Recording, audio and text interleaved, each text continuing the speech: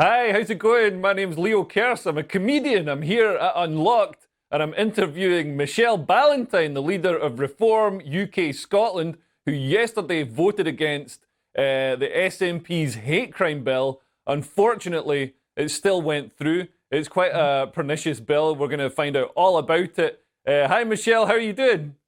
Good morning, Leanne. Very well, thank you. And you? Yeah, I'm good. Thanks. Thanks for joining us. Do you want to just sort of explain what the bill is and why it's an issue? I mean, the key problem to part two and the stirring up hatred is it extends into the privacy of your own home.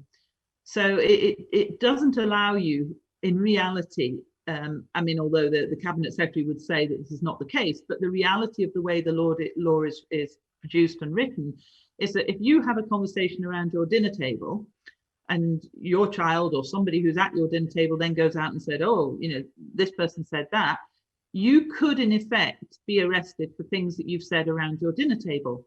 And I don't think it's good enough for anybody to say, but when it goes to court, we'll look at the reasonable person, and the reasonable person would not think that your conversation around your dinner table was stirring up hatred. Well, not many people want to find themselves arrested and having to go to the trouble of trying to defend themselves against something that, frankly, is probably happening around most people's dinner tables. I mean, as a comedian, you're going to be under threat. Your jokes, the things that make us laugh are quite often very close to the bone. Yeah, no, And that could absolutely. now be considered stirring up hatred. Yeah, I mean, I'm getting old. Well, I am old, really. And I grew up in an era of jokes and television programs that, frankly, would all fall foul of this bill now. yeah, And yeah, yeah. it's that whole thing about where do you, oh, blimey, I really haven't cracked this, have I? We're going to introduce a bill against it. Do you know that there's something very odd because it's definitely on silent. There you are. I'll try again. Um, But yeah, well, I actually did want mobile phones banned in schools. Maybe they should be banned in meetings too. That it actually, this bill opens up the concept that as an individual, you need to be careful what you say, and careful Yeah, what you say, not in terms of hatred speak. I mean, I don't think I could ever be accused of stirring up hatred.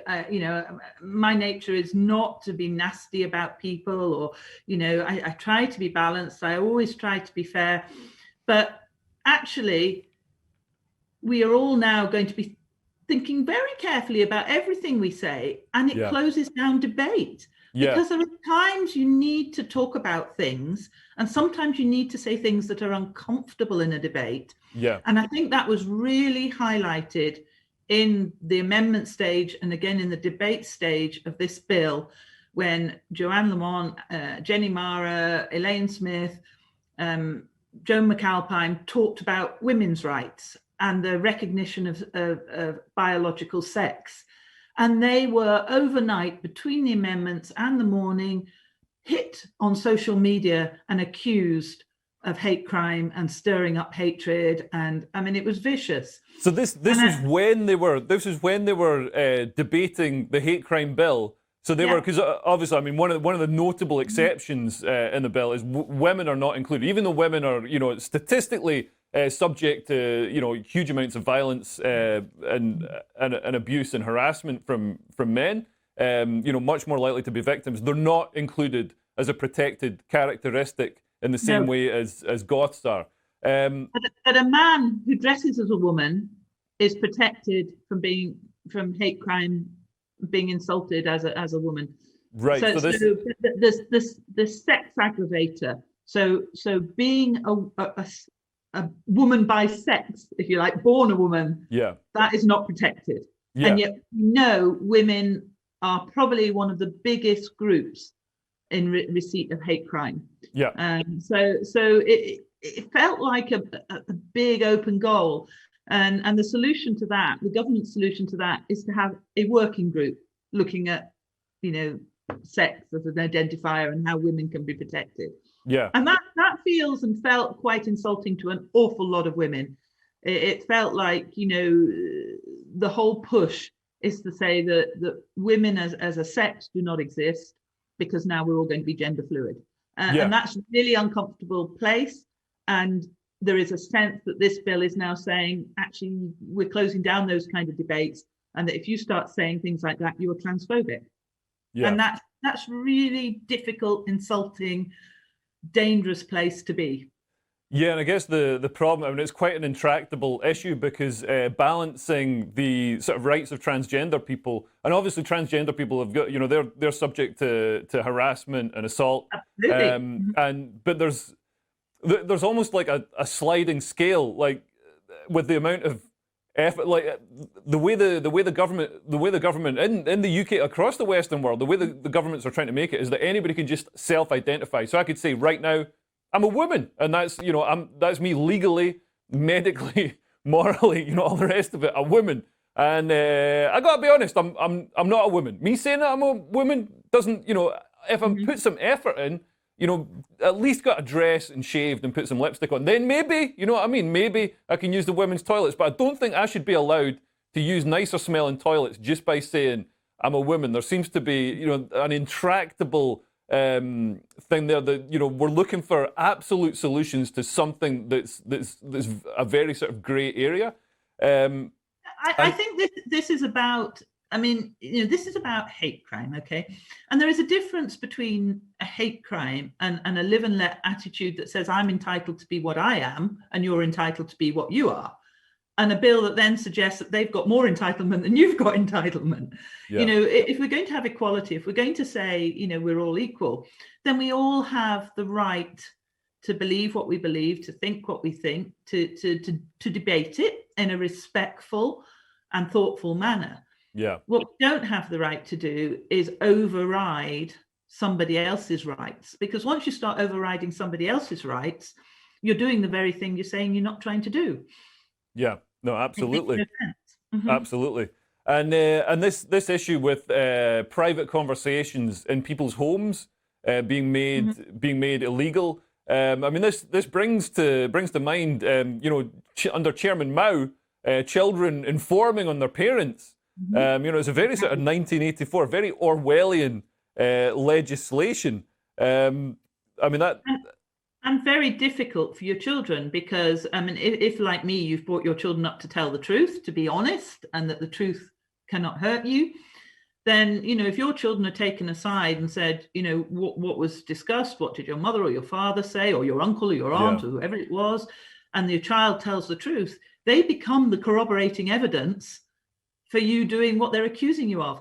And the key thing here is not about whether or not you'd be found guilty, but it's also about the process you'd go through and the fear in which it instills in you as an individual and your family as a whole, that you feel that your home is invaded and that you don't have this safe space to talk freely. Yeah. But also it opens up the possibility of it being weaponized. So it opens up the possibility of your enemies actually creating vexatious complaints, seeking corroborated evidence, and then using it against you. And I think that is a really, really dangerous place to go.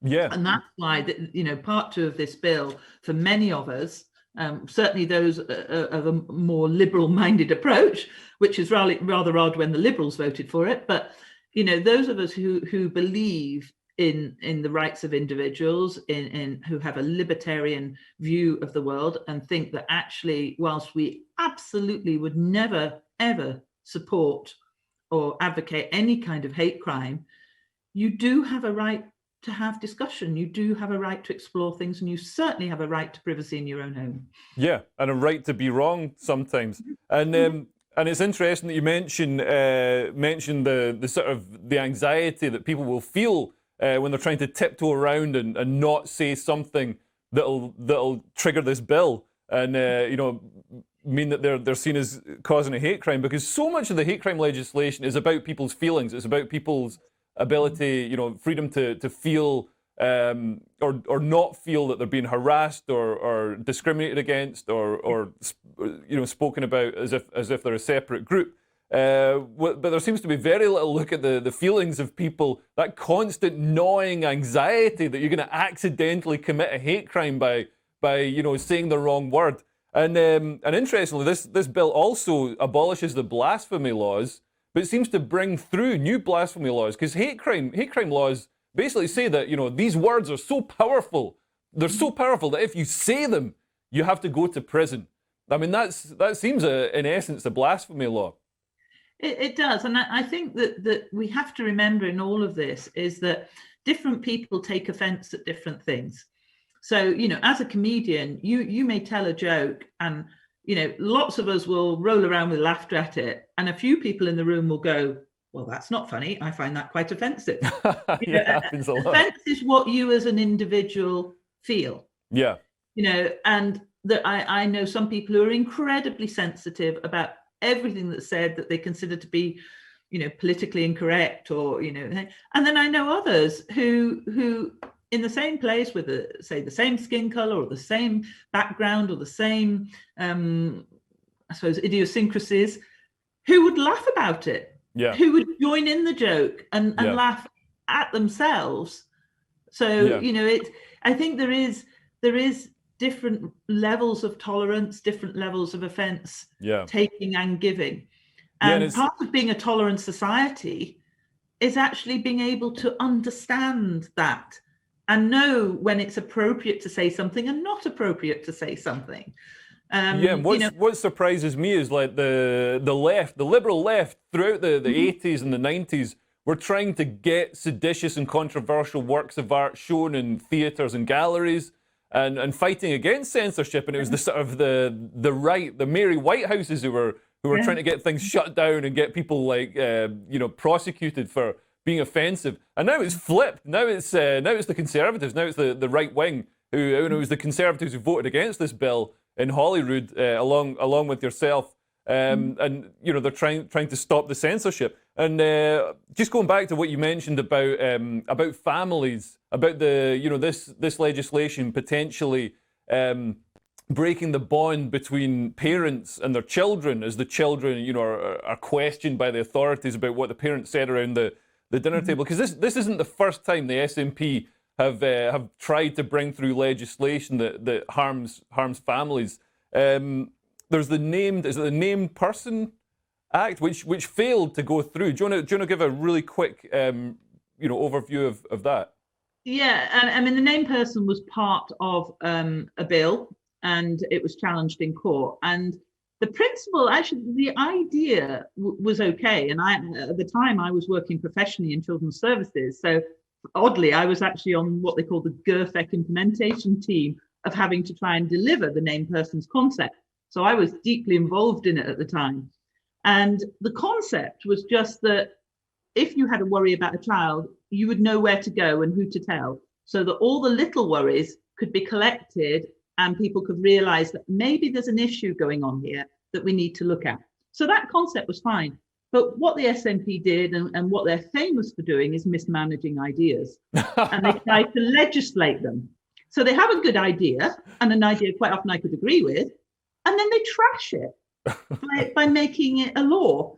And when you try to legislate on something, it becomes a whole different ballgame. Yeah. Because, and just to be clear, what was this law? What was the named person? Well, what they did is they took that basic concept and they turned it into what was famously characterized as a state guardian for every child. And it was called the named person, so that every single child would have this individual that everybody could report any concerns to. But of course, it got completely bogged down, and it started to take away and said, in effect, that this named person would be the person who decided the welfare of this child, every child. You know, they'd look to see whether they were being fed right, whether they went to the right clubs, whether they were turning up to school, da da da da da. Jeez. So, in effect, it was going to override parental rights to all intents and purposes. Yeah. And then came an enormous pushback by parents, opposition members, and it ended up in court, and they lost the court case, and the whole thing fell. Right. But what's interesting is they did get through the Offensive Behaviour at Football Act, and that went through back in 2012. And that again was a stirring up hatred, and it was to do with the sectarian. It was predominantly a sort of Rangers Celtic issue, to be perfectly honest. Yeah. And they brought through this act that was going to prevent the stirring up of hatred. Of course, what happened is your average football fan who went and sang the club song, not with no intention of stirring up hatred, just because it was what they did, found themselves being arrested, found themselves with the police on their door, found themselves being reported. Right. And it became absolutely clear that it was really unworkable. And in March 2018, we as a parliament voted to repeal it. So, fantastic. And that, in less than 6 years, a Stirring Up Hatred Act failed because it didn't work. So that bill, the football bill, was repealed. I mean, what are the next steps for this bill, the hate crime bill, now that it's been passed? Do you think it can be repealed? Can it be challenged in a higher court, or what are you going to do? What are you going to do next to try and combat it? Well, obviously we're about to go to the polls in May, and I think, the argument that was put forward in Parliament is that Part 2 was removed from the bill, and we discussed that in lengthier time in the next Parliament.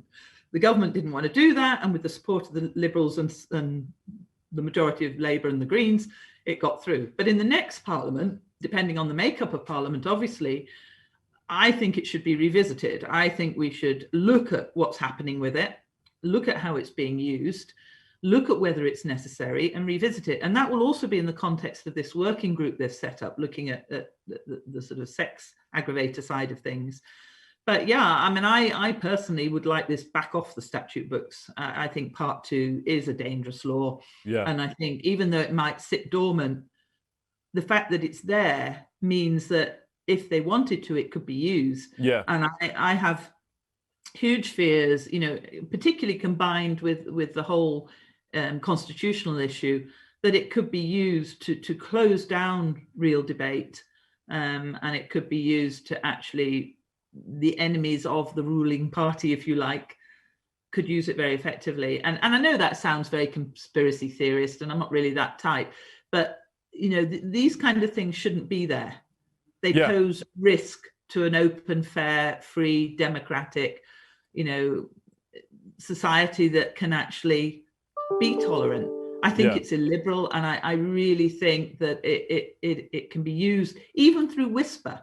Yeah. Even by somebody saying, oh, you need to be careful because you'll be breaking the law if you do that. Yeah. Well, like all censorship, I mean, the main censorship doesn't get the headlines. It's invisible. It's the self-censorship that comes as a result of the censorship. And you've seen that during the COVID lockdown. I mean, it's been incredible to me how passive society has been on one level, and yet, when people are talking to me or out and about, they're whispering to me about what they really feel, but then if they're in a public forum, they're saying the opposite. Yeah. Well, you can see it you can see it in the difference between what people put on Facebook and what they say in WhatsApp groups. You know what I mean? I think we need to bring the balance back. We need to bring, the acceptable conversation back into the public.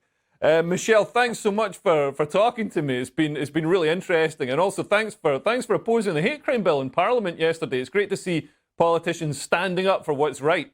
I wish more of them did it. Yeah. Brilliant. Well, brilliant. Well, this has been Leo Kearse talking to Michelle Ballantyne for Unlocked. So become a supporter by clicking the blue supporter button on Facebook. Follow us on YouTube and Twitter and all the rest of it. Michelle, thanks very much, and I'll speak to you soon, I hope.